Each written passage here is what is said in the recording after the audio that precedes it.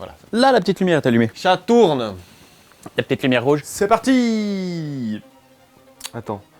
Là, c'est moi, désolé, hein, mais il faut que... Ouais, mais refais-moi juste 30 secondes des petits blabla. Blabla, blabla. Putain, il y a des piafs qui gueulent dehors. Si. Ça fait 2 heures qu'on set-up la lumière. Pourquoi vous croyez que moi j'ai choisi l'animation? Je suis pas chef opérateur. Ouais.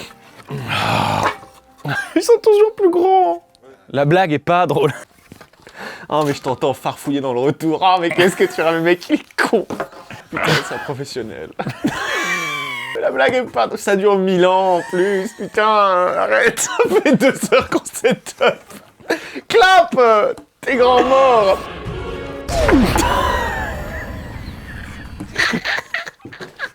Bordel, on n'aura rien fait. Je suis vieux. Je suis pas non plus croulant, je vais pas claquer de main, mais voilà, j'ai passé 30 ans, donc je suis né dans les années 90. Et déjà à partir de là, ça permet d'avoir vu la différence entre les premiers effets spéciaux en CGI et les dingueries qu'on a maintenant. Le chapeauté, des jeux vidéo qui sont quasiment photoréalistes, des caméras en temps réel, l'Unreal Engine, bref. Mais si vous remontez des générations avant, si vous remontez pas très loin, JDG, mes parents, ce genre-là... Oh putain, je viens de mettre un sale coup de vieux au JDG. Vieux débile? Mais ça a rien à foutre là, ça colle même pas à ce qui se passe dans la scène. Quel âge il a JDG en vrai 10 ans de plus?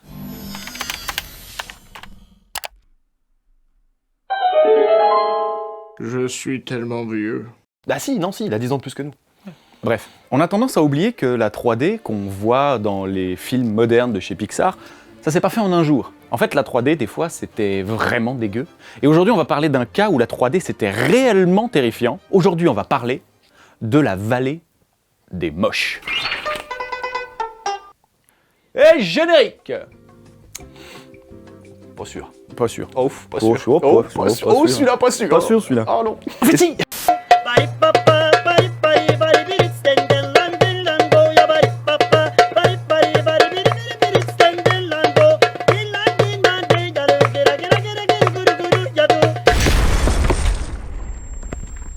Waouh! Alors, j'ai un super pouvoir. Ça ne paraît pas, hein? Je suis le roi du hors-sujet, le prince de la digression. Digression, action de sortir de son sujet dans un discours ou un écrit. Ok. Et aujourd'hui est un épisode où on va parler de tout, sauf d'animation, peut-être un petit peu à la fin. On va commencer donc très loin. Une antilope court vite pour échapper à un lion qui a des dents. C'est lié au sujet. Oh la vache. Ça va parler d'animation, je vous le promets! Tout ça pour dire que l'évolution a doté, au fil des années, toutes les espèces de différents facteurs qui vont lui permettre de continuer à survivre. Hello, motherfucker. Nous les humains, on a plein de choses sympas, des pouces opposables qui vont nous permettre de faire du cinéma, attraper plein de trucs, un système digestif particulier, la faculté d'être sur 2 pattes au lieu de faire l'antilope. Et puis, on a un grand avantage, ça consiste à être des animaux sociaux. On se groupe en clans, et on est beaucoup plus fort en groupe. Se mettre ensemble pour bolos plus fort que nous. Pour être bon en groupe, il faut pouvoir se reconnaître. Dans notre état de développement, c'est assez facile parce qu'on est dans des populations ultra centralisées où il y a beaucoup d'individus humains. On n'a pas trop de problèmes à croiser des humains dans la rue et à se dire « Ok, c'est tous des humains, vous ne croisez pas un schnorkel à la boulangerie ».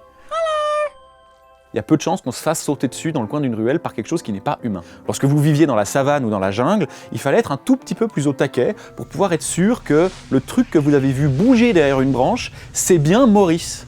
Parce que si c'est pas Maurice, il y a un panel de bestioles qui a envie de vous bouffer. Et vous voulez être sûr que c'est Maurice. En plus de ça, je ne l'ai pas précisé, mais il faut aussi qu'on puisse comprendre l'individu en face. C'est-à-dire qu'on est capable de lire les émotions sur le visage des gens, sur la gestuelle. On sait si Maurice il vient avec un bâton dans la main, est-ce que c'est pour tailler la discute en rentrant au feu, ou est-ce que c'est pour nous en envoyer un grand coup dans la gueule? Ça en général, si on décrypte son visage, Maurice, on sait plus ou moins s'il est vénère ou pas. C'est qu'on a une capacité à reconnaître le visage humain. On en arrive à notre premier problème, c'est que des fois, ce sens-là va nous pousser à commettre des erreurs de jugement. On appelle ça de la paillerie, de la peau, la vache. Celui-là, il va être compliqué. Celui-là, il va être compliqué, ouais. Voilà, surtout dans le dialogue. Je vais faire semblant, peut-être que si j'arrive à couper, les gens vont penser que je le fais du premier coup. A few moments later. Faut toujours un peu de temps pour que ça démarre. Le moteur est froid, là. Non, là, ça commence à devenir tiède. sais, ça fait le zzz. On appelle cela de la pareidolie visuelle. Ça existe aussi en auditif, mais ce sera le sujet d'une autre chaîne YouTube en fait. Voilà, faut arrêter aussi. Je vais pas faire des vidéos sur tout. On appelle donc cela de la pareidolie, et ça consiste à voir des visages qui vous semblent humains ou qui vous semblent empreints d'une émotion, là où en réalité, il n'y a qu'un pare-choc de bagnole ou une fenêtre. On voit des visages là où il n'y en a pas. Parce que nous, on aime, on a besoin de reconnaître les humains. On réembraye sur la 3D. Souvenez-vous, il y a 3 heures, on avait parlé de la 3D. Quand on commence à faire de la 3D et quand on commence à faire des androïdes, eh bien, on se rend compte d'un truc un peu gênant. Oh merde! Oh, c'est con ça! Le monsieur qui a conceptualisé ça, c'est un roboticien qui s'appelle Masahiro Mori, qui est japonais. J'ai toujours un peu de peine avec la prononciation des noms japonais, parce que je sais pas comment on dit. J'ai l'impression qu'il faut toujours charger un château médiéval, le katana au clair, pour être juste. Masahiro! Bref, c'est très raciste, je pense que... Ouais. Je vais demander à un pote japonais, je fais genre que j'ai des potes japonais. Ouais, c'est Masahiro Mori, je crois. Mais je suis pas japonais. Je suis pas ton pote non plus. Monsieur Masahiro Mori, il constate qu'il existe une inadéquation entre le sentiment que ce que l'on voit est humain et l'appréhension que l'on en a. On va traduire. Prenez un graphique. Sur l'axe vertical, vous mettez la sympathie que l'on peut ressentir en voyant cette représentation humaine. Et sur l'axe horizontal, il va mettre la ressemblance avec un humain réel. Et on se rend compte que quand on augmente le nombre de caractéristiques humaines, nous, en tant que spectateurs, on a tendance à considérer ce qu'on voit comme un humain et à pouvoir ressentir des émotions par rapport à ça. Et puis tout d'un coup, juste avant que ce soit réellement quasiment un humain, eh ben, il y a un trou terrible. Quand le visage de l'androïde, ou du modèle 3D, est presque parfait, c'est-à-dire qu'il est à un niveau de détail très élevé, il y a une espèce de gêne qui se met en place. On ne saurait pas dire pourquoi, mais ça nous dérange. On conçoit moins que ce qu'on a en face de nous est humain. Il y a quelque chose de monstrueux, il y a quelque chose de dérangeant, il y a quelque chose de moche. C'est ce trou-là qui compose la vallée de l'étrange.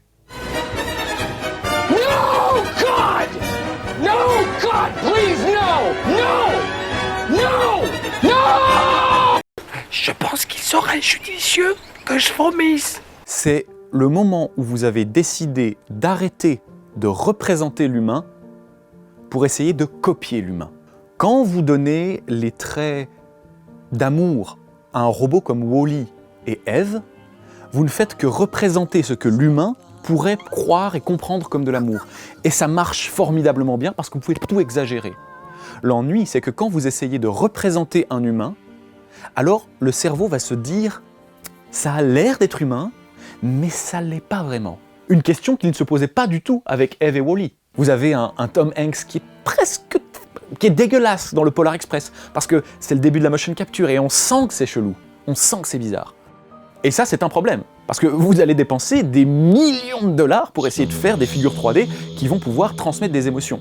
Et tous ces questionnements sur comment on représente l'humain et comment on arrive à donner des sentiments d'appartenance, ça va parler aux animateurs. Parce que c'est leur job, animer, c'est donner une âme, c'est donner des caractéristiques humaines à des choses qui n'en ont pas. Et si vous êtes assez talentueux, vous pouvez donner vie à n'importe quoi. À une tasse à café ou même à un morceau de mie de pain. Arthur, le Graal t'est en ira acquérir. Vouloir copier un humain à tout prix est une erreur. Ce qu'il faut, c'est avoir l'intelligence du design pour transmettre l'émotion que vous voulez. Une bouche, des yeux ou même une voix, ça suffit. Et quand vous avez l'intelligence visuelle pour créer des magnifiques personnages, vous pouvez faire ressentir des choses incroyables alors que visuellement, la chose que vous animez n'est pas humaine.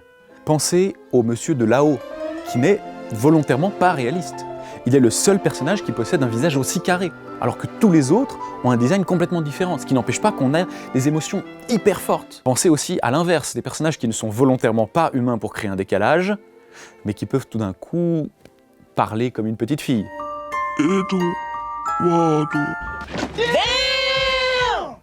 La solution à la vallée de l'étrange, en fait, elle est simple. Il faut représenter et pas copier.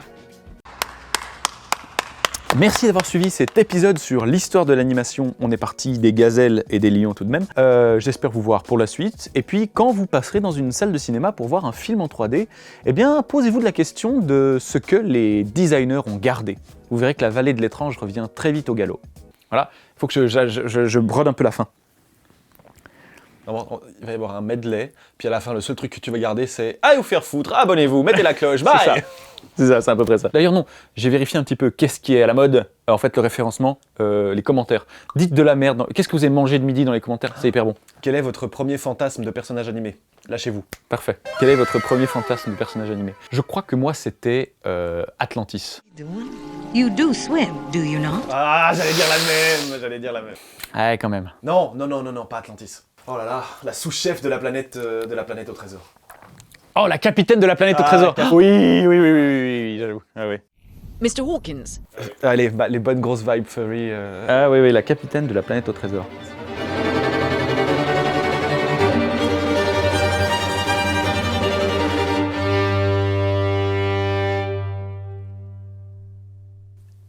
Il faut sucer la au robot YouTube. Et le robot YouTube, il aime bien ça quand c'est régulier les épisodes. Donc on tourne même si en fait, on est éclaté, on n'a pas envie. Au revoir.